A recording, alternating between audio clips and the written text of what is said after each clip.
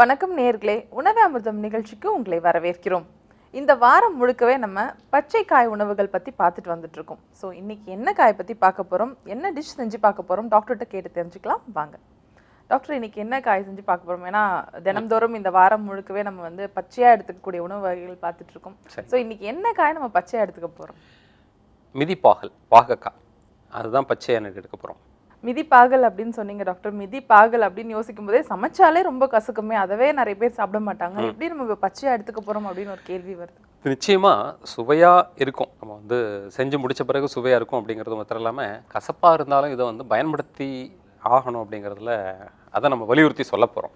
என்ன காரணம்னா இதில் உள்ள மிகச்சிறந்த நன்மைகள்.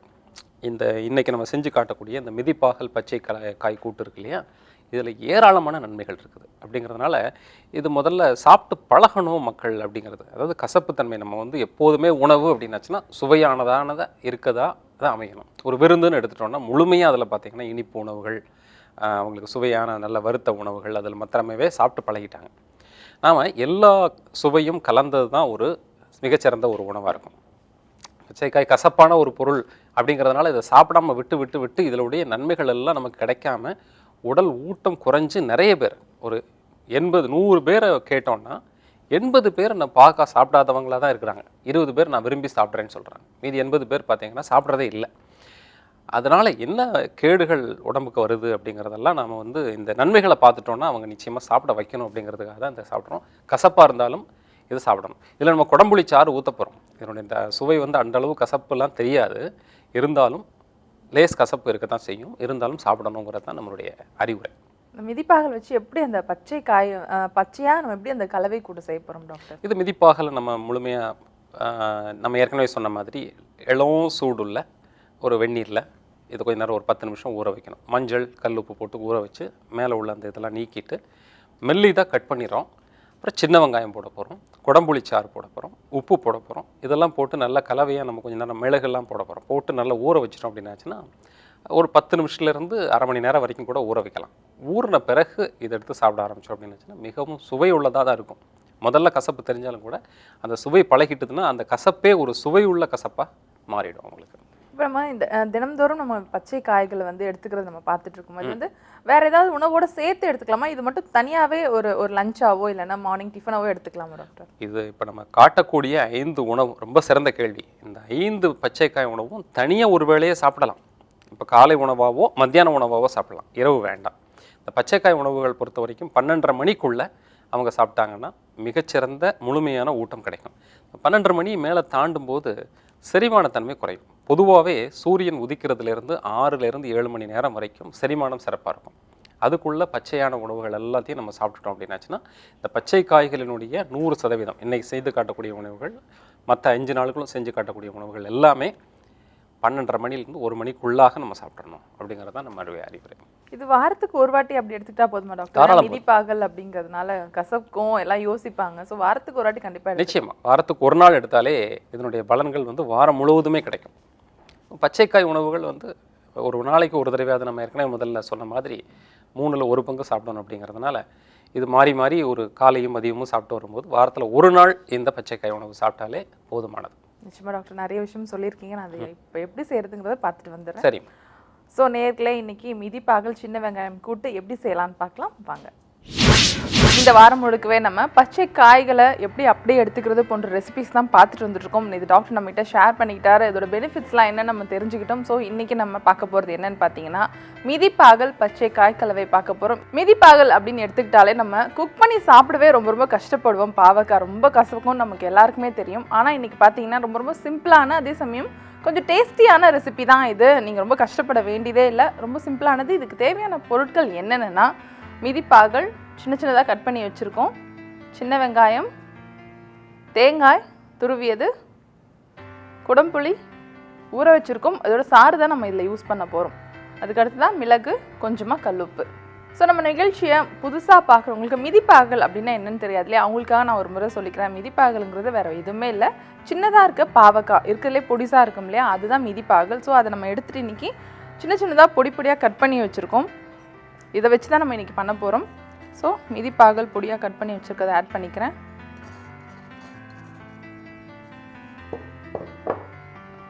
அதுக்கு அடுத்ததாக சின்ன வெங்காயம்,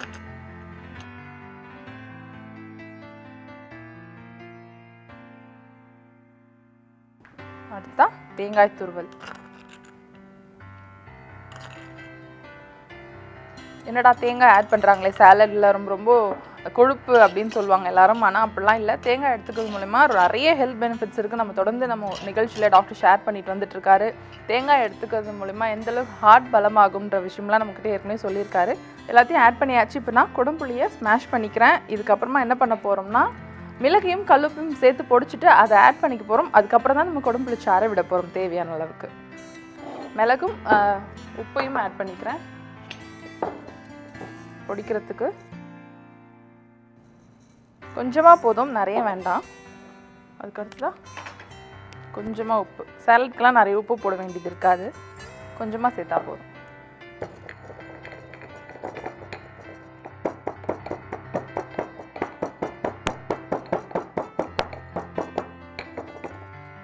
பார்த்திங்கன்னா நல்லா பொடியாயிடுச்சு. மிளகும் கல்லுப்பும் கொஞ்சமாக சேர்த்துக்கிறேன், நிறைய வேண்டியதில்லை இதுக்கு. இது ஆல்மோஸ்ட் ரெடி. இன்னும் குடம்புளி சாறு மட்டும் நம்ம இதில் சேர்க்கணும்.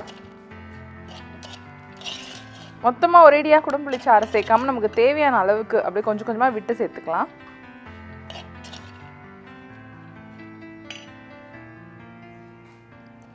நம்ம நிகழ்ச்சியில் தொடர்ந்து சாதா புளி யூஸ் பண்ணுறது இல்லை, குடம்புளி தான் யூஸ் பண்ணிகிட்ருக்கோம். இதுதான் ரொம்ப ரொம்ப உடம்புக்கு நல்லதுன்னு டாக்டர் நம்மகிட்ட ஏற்கனவே சொல்லியிருக்காங்க. ஸோ இங்கே பார்த்தீங்கன்னா நல்லா அந்த சாறு வந்துருச்சு. நான் இதில் இப்படியே ஆட் பண்ணிக்க போகிறேன்.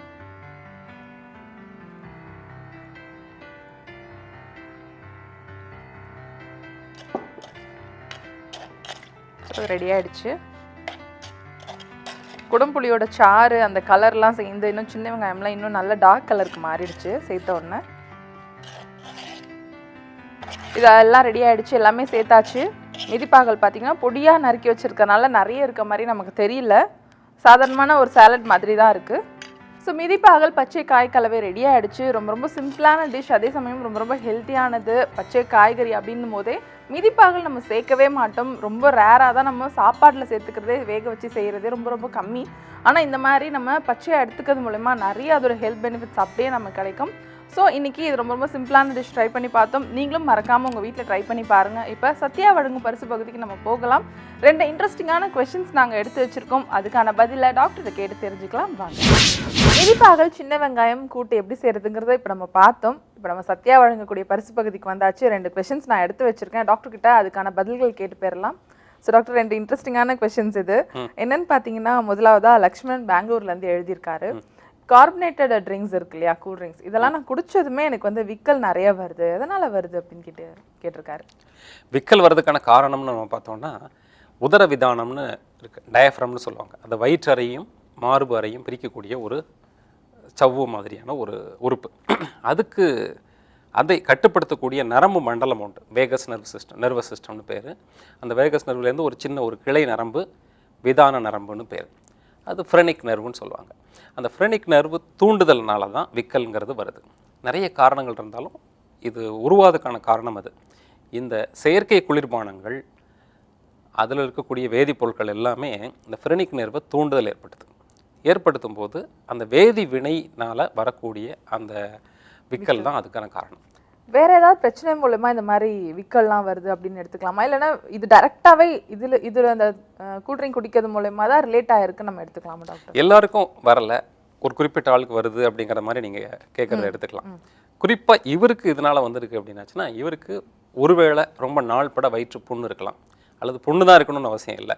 இந்த வயிற்று புண்ணினுடைய முன்னிலை, கேஸ்ட்ரைட்டிஸ்ன்னு சொல்லுவாங்க, வயிற்றினுடைய உள் அடுக்குகளில் சில விதமான பாதிப்புகள் ஏற்பட்டு அதனுடைய தன்மை மாறுபட்டிருக்கலாம். இயற்கையான ஒரு பலமான மியூக்கஸ் மெம்பரேன்னு சொல்லுவாங்க வயிற்றினுடைய உள்ளடுக்கு, அந்த பல குறைஞ்சு போய் அது கொஞ்சம் கேடடைஞ்சு பல குறைவான நிலையில் இருக்கும்போது எந்த வேதிப்பொருள் போனாலுமே விக்கல் வரும். ரொம்ப காரமான பொருள் சாப்பிடும்போது அல்லது சில இந்த மாதிரி கூல்ட்ரிங்க் சாப்பிடும்போது அந்த அடிப்படை திசுக்கள் பல குறைவு இருக்கிறது இன்னொரு காரணமாக இருக்குது. அடுத்த கேள்வி டாக்டர், அடுத்த கேள்வி யாரை எழுதியிருக்காங்கன்னா அழகர் திண்டிவனம்லேருந்து எழுதியிருக்காங்க. ரொம்ப ரொம்ப முக்கியமான கேள்வி. சாப்பிடும்போது தண்ணி குடிக்கலாமா, இல்லைன்னா சாப்பிட்டதுக்கு அப்புறம் ரொம்ப நேரம் கழிச்சு தான் தண்ணி குடிக்கணுமான்ற கேள்வி எழுப்பியிருக்காரு. இது வந்து நிறைய பேர் எனக்கு குழப்பம் தரக்கூடிய ஒரு டிப்ஸ்லாம் கொடுத்துட்டே இருக்காங்க தொடர்ந்து. சாப்பிட்றதுக்கு முன்னாடி தண்ணி குடிச்சிட்டு சாப்பிடணும், இல்லை சாப்பிட முன்னாடி தண்ணி குடிக்கக்கூடாது, மாதிரி நிறைய விஷயம் எழுதியிருக்காரு. ஸோ எப்பப்போ தண்ணி குடிக்கலாம் டாக்டர்? பொதுவாக தண்ணீர் தாகம் எடுக்கும்போது தண்ணீர் குடிக்கணும் அப்படிங்கிறது ஒரு அடிப்படை பதில். ஆனால் நம்ம எந்த சமயத்தில் குடிக்கணும் அப்படின்னாச்சுன்னா, உணவு சாப்பிடும்போது இடைவெளியிலையோ அல்லது உணவு சாப்பிட்றதுக்கு முன்பாகவோ அல்லது சாப்பிட்ட உடனேயோ தண்ணீர் குடிக்கக்கூடாது அப்படிங்கிறது தான் நம்மளுடைய தெளிவான பதில். எந்த சமயத்தில் குடிக்கணும் அப்படின்னாச்சுன்னா, உணவு சாப்பிட்றதுக்கு ஒரு 1/2 மணி நேரம் அல்லது 3/4 மணி நேரத்துக்கு முன்னால். ரொம்ப சரியான நேரம் அப்படிங்கிறது ஒரு உணவிற்கும் இன்னொரு உணவுக்கும் இடைப்பட்ட காலத்தில் தண்ணீர் குடிக்கிறது. காலையில் எழுந்த உடனே நீர் பற்றாக்குறைங்கிறது உடம்புல இருக்குது. அந்த நீர் பற்றாக்குறை ஏற்படுத்துறத காலையில் தடுத்துட்டோம் அப்படின்னாச்சுன்னா, உணவு சாப்பிடும்போது தண்ணீர் தாகம் எடுப்பறவே ஏற்படாது. அந்த உணவு சாப்பிடும்போது தண்ணீர் தாகம் ஏற்படாமல் அந்த உணவை பார்த்த உடனே இயற்கையாகவே உமிழ்நீர் சுரக்கும். அதாவது எனக்கு சாப்பிடும்போது வறட்சி ஏற்பட்டுருது, அதை உணவை வந்து மென்மைப்படுத்தணும் அப்படிங்கிறதுக்காக நான் தண்ணி குடிக்கிறேன் அப்படின்லாம் சிலர் விளக்கம் கொடுப்பாங்க. உணவை மென்மைப்படுத்துறதுக்குன்னு ஒரு நீர் உண்டு, அது உமிழ்நீர். அந்த உமிழ்நீரோட நல்ல உமிழ்நீர் பக்குவப்படுத்தி உணவை நல்ல கூழாக ஆக்கின பிறகு உள்ள அனுப்பணும். ஏன்னா உமிழ்நீரும் உணவும் சேர்ந்து வினை புரிந்து வாயிலேயே செரிமானம் நடக்க ஆரம்பிச்சிருது அப்படிங்கிறது தான் உண்மை. அதனால் உமிழ்நீரும் உணவும் தான் சேர்ந்து பக்குவப்படுத்தி வறட்சி இல்லாமல் ஒரு கூழாக மாறணுமே தவிர, தண்ணி குடித்து வாயில் கொஞ்சம் அப்படியே பண்ணோம் அப்படின்னாச்சுன்னா செரிமானத்தில் பல குறைவுகள் ஏற்படும். இடையில தண்ணி குடிச்சிக்கிட்டே சிலர் சாப்பிடுவாங்க. சாப்பிடும்போதும் பார்த்திங்கன்னா அவங்களுக்கு செரிமானத்தில் குளர்வு ஏற்பட்டு அந்த உணவினுடைய முழு சாரமும் உடம்புக்கு கிடைக்காம போகிறதுக்கு வாய்ப்பு அமைஞ்சிருது. சாப்பிட்ட உடனேயும் தண்ணீர் குடிக்கக்கூடாது. உடனே தண்ணி குடித்தா என்ன ஆகும் அப்படின்னாச்சுன்னா, வயிறில் செரிமானம் நடக்கிறதுக்கு தயாராக இருக்கும். அப்போது அந்த செரிமான நீர்கள் நீர்த்துவமாகி செரிமானம் முழுமையாக நடக்காமல் அந்த உணவு வயிற்றிலேயே தங்கி ரொம்ப நேரம் கழித்து செரிமானம் ஆகிறதுக்கு ஒரு வாய்ப்பு ஏற்படுது. ஒருவேளை சாப்பிட்ட உடனே தண்ணி குடிக்கணும்னு ஒரு தாகம் இருந்தாலும் கூட கொஞ்சம் அடக்கி வச்சுக்கோங்க, 1/2 மணி நேரம் கழித்து குடிங்க. ரொம்ப ரொம்ப முக்கியமான ஒரு கொஷனுக்கு இன்னைக்கு பதில் சொல்லியிருக்கீங்க டாக்டர். என்னன்னா நிறைய ரூமர்ஸ் இதை சுற்றி நிறைய இருக்குன்னு கூட சொல்லலாம். முன்னாடி நிறைய குடிச்சிடணும், இல்லை சாப்பிடும்போது குடிக்கணும், நிறைய இருக்குது அந்த மாதிரி. எங்களுக்கு கூட நிறைய டவுட்ஸ் இருந்திருக்கு. ஸோ இன்னைக்கு இது மூலமா நிறைய விடை கிடச்சிருக்குன்னு நம்பலாம். ரொம்ப ரொம்ப நன்றி டாக்டர். நன்றி. ஸோ நேர்களே, இன்னைக்கு மிதிப்பாகல் பச்சைக்காய் கூட்டு எப்படி செய்யறதுங்கிறத பார்த்தோம். அதோட ஹெல்த் பெனிஃபிட்ஸும் நம்ம கேட்டு தெரிஞ்சுக்கிட்டோம். ஸோ நாளைக்கும் ஒரு பச்சைக்காய் கூட்டோட நாங்கள் உங்களை சந்திக்கிறோம்.